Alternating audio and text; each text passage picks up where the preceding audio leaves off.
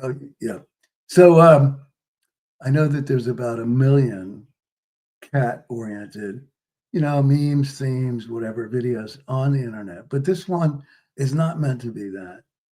It's meant to be humorous and whimsical and lovable, but also a little serious and not funny in a primitive way. So, I've owned cats since I was 12, and I've loved cats. And the way I got a cat, the first cat, was I was supposed to get a dog. My mother said, "When you're 12, we'll get you a dog." So I came home one day at age 12, and what was there? You guessed it, a cat. But I fell in love with the cat, and her was a she, and all the cats I've had until now have been female. And her name, we called her Willow. And I was so in love with Willow, and I envied Willow. I envied the way she spent the day, especially the morning, curled up against the heaters, the baseboard heaters, and not having to go anywhere. And I had to get up and go to school, things like that. Anyway, from there and there and there, it was just one cat after another when I was independent. I remember living in LA, in Hollywood, for a brief time. And there was a cat that I had, can't remember her name, and she gave birth literally to 17 kittens in front of us. Now, most of the time, you don't get to see that because almost all cats are spayed. So they never, cats never get to have sexual activity, right? So I've had lots of female cats, as I said, and some of them have disappeared. Some of them have taken big risks. Some of them have gone like not hiking, but kind of disappeared like a block away and sort of cried at somebody else's house to get fed. Not supposed to happen. But that cat always came back. That was in the Berkshires. Then I had a cat that lasted for 19 years in Amherst, Massachusetts, and her name was Jello. A great name for Jello because she was so loving and so easy and so affectionate, and maybe many other things. And it was something that my ex-wife came up with the name, and I have to thank her for that, for that, for that. Anyway, I was the one who got the cat when she was back in Venezuela visiting her father, and she came back, and I had the cat ready. Anyway, so everywhere I've gone, I've had cats. So I'm now in Lexington, Mass. And I did have a cat earlier here that did not last, probably, maybe killed by a coyote. We never found her. And cats do this thing also that when they know they're going to die, they apparently kind of commit suicide. They go out into the woods, and I guess they let themselves be eaten. I'm not sure. So shortly after Amelia died, I got this cat that I named, a fabulous name. Everybody has loved this name, Amos, Amos, Amos, Amos. All right, so the name, first of all, is the name of a great prophet in Israel, a really great prophet. And Martin Luther King, in his speech before the day he was killed, where he said, "I've gone to the mountaintop and I've seen the promised land, and I may not get there with you, but my people will get there," something like that. And he quoted from Amos in that speech about the justice rolling down like a thunderstorm or something. But the other reason I call him Amos was I used to, in an affectionate and humorous way, call my father Amos. Now, he didn't totally object to it. He was a very humorous guy and had good sense of humor, and he was pretty tolerant. And he knew I was, hard to manage in a lot of ways. My ADHD is hard to get me to stop doing things. And I went into a long riff on his name, because his name was Hyman. Now, how do you get from Hyman to Amos? Well, there's a lot of steps in between, a lot of steps, which I don't think I'm going to go into.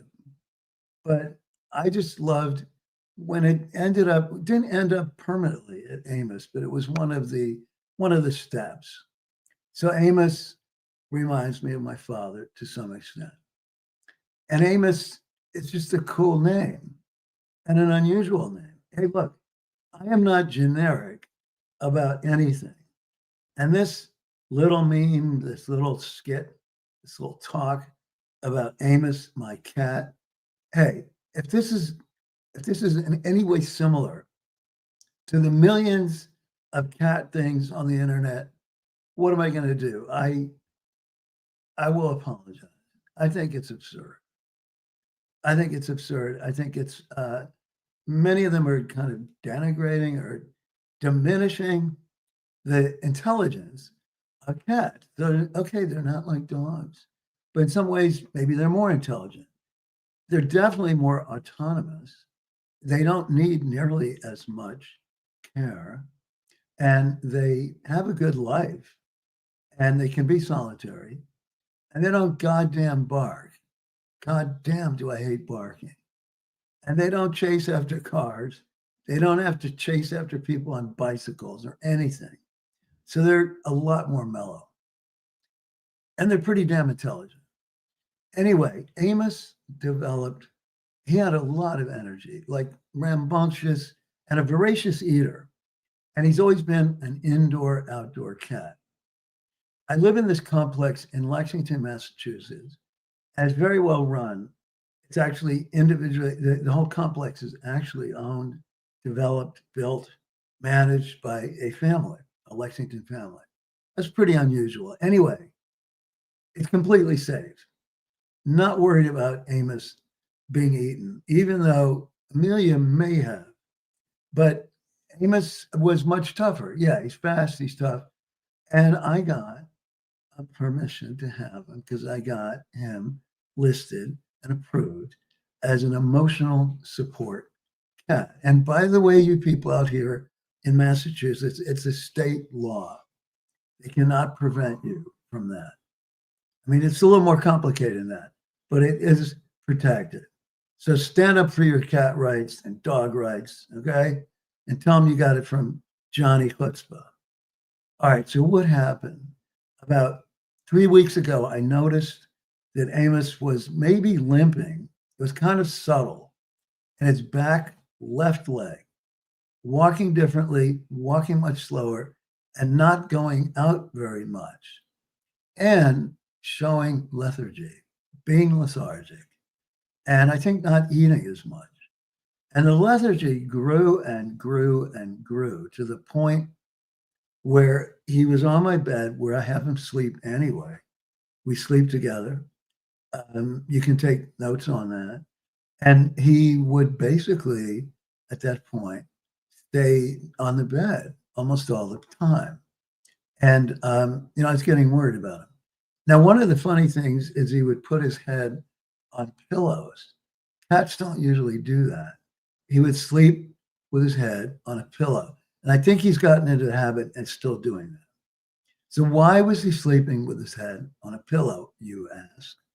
Well, it's because he was in pain, but cats are stoic and they don't show it. And why was he in pain?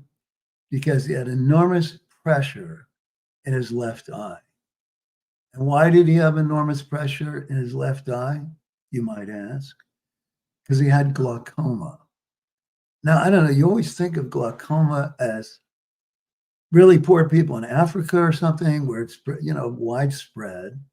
I didn't know that it affects animals. And it's only in the left eye that they know about. But the pressure kept going up, which causes extreme headaches, apparently, that go on pretty much the whole day. So he became more lethargic.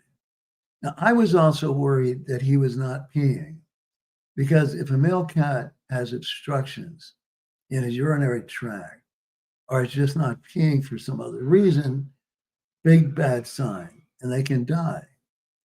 I didn't know whether he was peeing or not because it didn't seem to be in the litter box. So I had two worries, peeing and glaucoma. So I went to the Mass Society for the Protection of Cruelty Against Animals, known as MSPCA. And it's also Angel Memorial Hospital. And they have one of their sites in Waltham, which was the one closest to me. Well, I ended up going there a total of 5 or 6 times in about 2 weeks. And they were the ones, and they were very good. They were very good. And I ended up with AMOS in all 3 branches of MSPCA Angel Memorial Hospital. They have an urgency branch and an emergency branch, 2 different things, emergency and urgency. And then they have, I don't know what they call the regular branch, but they have that. So there were doctors in all 3 branches that I interacted with, and they were all good. And they knew very quickly that glaucoma was the issue, and they saw that the pressure on his eye kept getting worse, which would make the pain worse. So before I got the glaucoma operation, I'm going to tell you about that. I was given a bunch of medications. Now, this leads me to the next story. So one of them is a syringe, and in the syringe, you fill it up, is a medication for the mouth. It's for, and it's got morphine in it. It's a pain reliever. I only got it into him twice in the whole time, maybe within, let's say, 10 days. I was only able to succeed twice. So one of the things I want to say is that veterinarians and doctors in general expect you, the customer, the patient, whatever, to be able to do the things they do or be able to live a life where you could be with your cat all the time. All right. So unrealistic. The other thing was eye drops. All right. Now, how hard is it to get eye drops in a cat?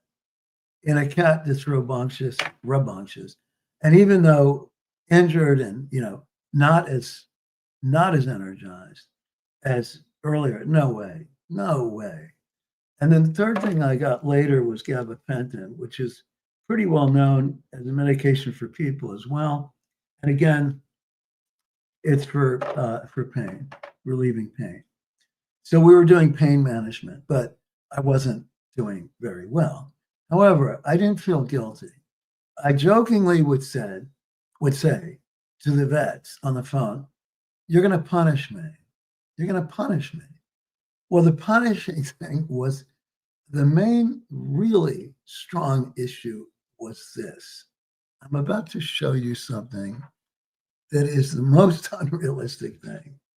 And this is called an e-collar. Should I put it on? No. But the thing is, it's called an e-collar because it looks, this is what I was told, it looks like Edwardian from the Edwardian period in England, that women would wear collars like that, dresses with collars. So if you put it on and you're walking around, it's very, very cumbersome for the cat. And you wonder, well, how can they eat with that? No, they can't. So they said, well, you can take it off when he's eating. Yeah, and then put it back on when he's not. Well, I think that would be 24/7 job. And I work outside the home. After they gave me that one, no, the original one, I'm sorry, was this, made out of plastic and a little bit, solid. This one is also plastic, but much softer. I think they figured that would be easier. No, I didn't even try. The other rule I broke was letting him downstairs in the house, because I had him originally upstairs in my master room, had the food upstairs in the master walk-in closet and so forth.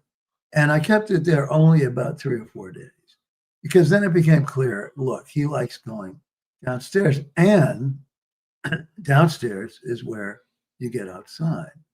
And I knew, contrary to what they said, contrary to the idea of having him indoors for about anywhere from a month or something like that, that wasn't going to work.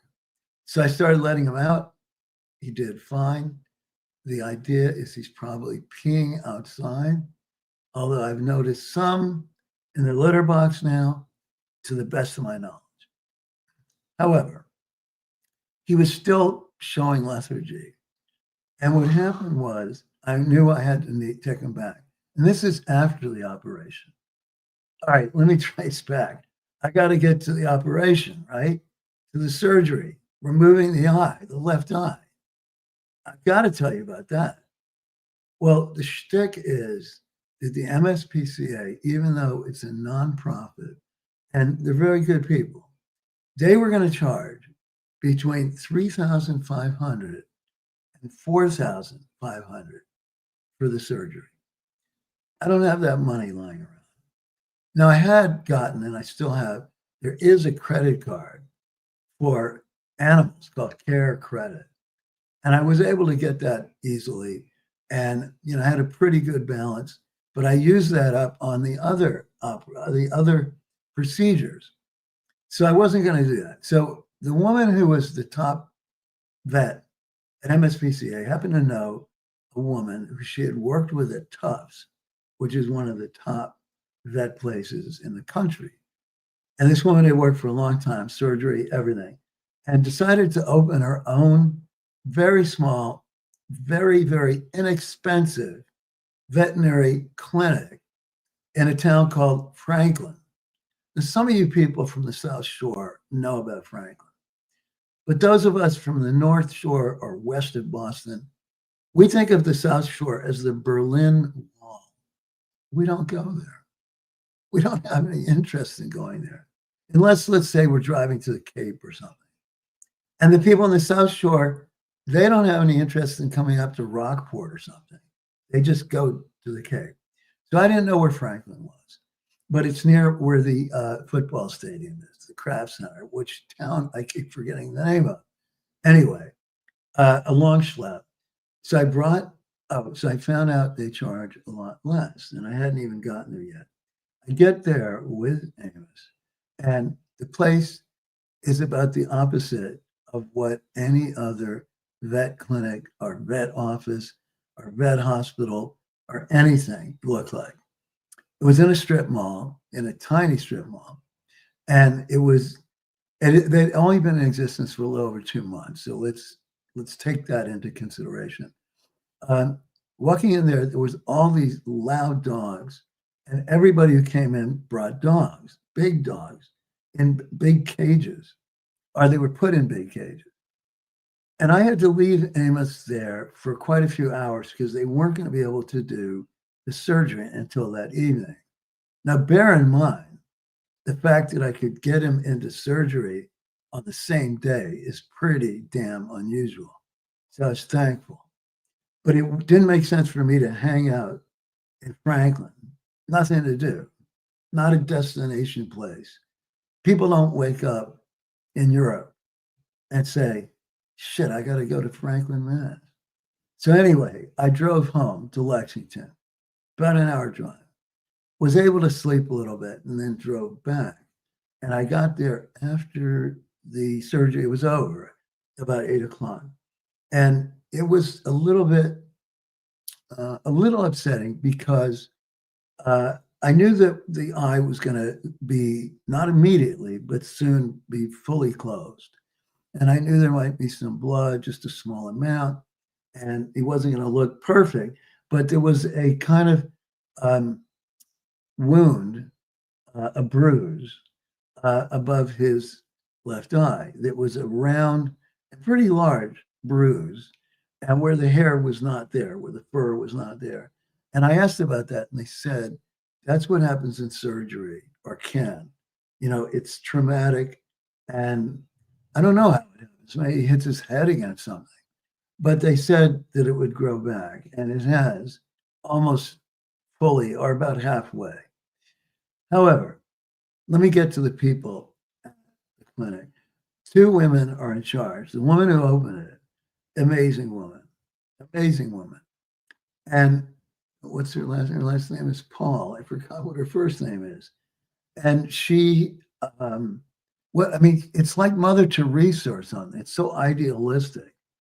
Um, at this point, they can't really make any money. And the fact that they're charging so little, and I haven't even gotten to the price yet, uh, they're probably not making much money, if anything. And then Emily, our assistant, was really cool. We really hit it off. And we talked a lot. And it turns out I'm going to go to this ribbon cutting at the end of this month. What did they charge? Hey, you audience, can you guys guess how much they charge? So we're talking about it's going to be less than 4,500. It's going to be less than 3,500. All right, let's start with 3,000. No. Let's go down to 2,500. No. Let's go down to 2,000. No. Let's go down to 1,500. It's got to be something like that, right? No. Let's go down to 1,000. Come on, man. It's got to be 1,000. No. Let's go down to 750. Just 750. That's like chump change. That's like chump change. No. The price was $500. $500. And I'm sure they did as good a job, the same kind of job as would have been done at MSPCA. So what's the difference? You know what it is. It's about not status. It's about cost. It's about cost. They've kept the costs way down at this point. I'm proud of them. And the clinic is called Life is Love. Life is Love. So it's an idealistic clinic. I told Emily that you guys are like, Mother Teresa or something very idealistic. And I was really moved by it and very, very appreciative. And Amos is almost pretty close to back to his norm. He's being more affectionate, which I have no objection to. He's going outside a lot. Now, if he was here right now, I would be doing, if we could get him right here on my lap right now, you would see the kind of affection, that women in this audience might be going, oh, wow, oh my God. And I would love that. I'd love to turn on my women not clients, my customers, my viewers, and everybody else who loves animals. I can do this to his neck, and he purrs like crazy. And cats, by the way, are probably the most clean animals. They spend so much time cleaning themselves. One last thing, the effort to get him into the carrier and to get down to Amos, to Waltham, the effort it took. You don't have to admire me. You don't have to praise me, but it was a real drain. I said I went 5 times in about 10 days. It might have been 6. And a lot of it was at night. But the hard thing is getting him into the cage, into the carrier.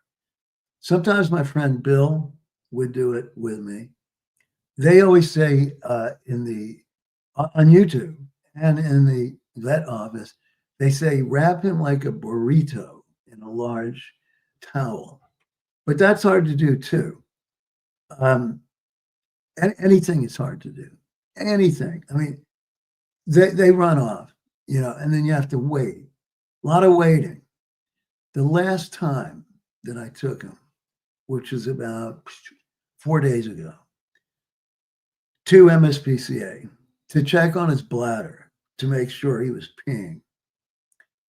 He was lying down in a rather unusual place behind this carpet that was rolled up and next to, the heating vents or whatever. And he was resting with his eyes closed, but I didn't know that he was like a sack of flour There was no energy. It was like a pillow. I lifted him up and there was no there was no resistance. It was the easiest time ever that I've ever been able to put him into the carrier. So in some ways it was, enjoyable because it was easy as hell, but in other ways it was shocking and a little bit upsetting because if he's lost that much energy, what does it mean? Fortunately, it was just a minor thing that happened at that moment, hasn't been repeated. And now Amos is feeling, I think, much less pain. And maybe in order to make himself feel even better, and we took some photos of this, Amos is sleeping with his head on a pillow, on a number of pillows. He chooses different pillows, but he's definitely, most of the time now, sleeping with his head propped up against the pillow on my king size bed. I want to say thank you for all listening. I know you love Amos. You can send your regards in the comments. You can send hearts, flowers, candy. Well, I guess you can't send candy, but you can send, a message about motivation and stoicism and survival, because that's what it takes. Thank you. Shalom.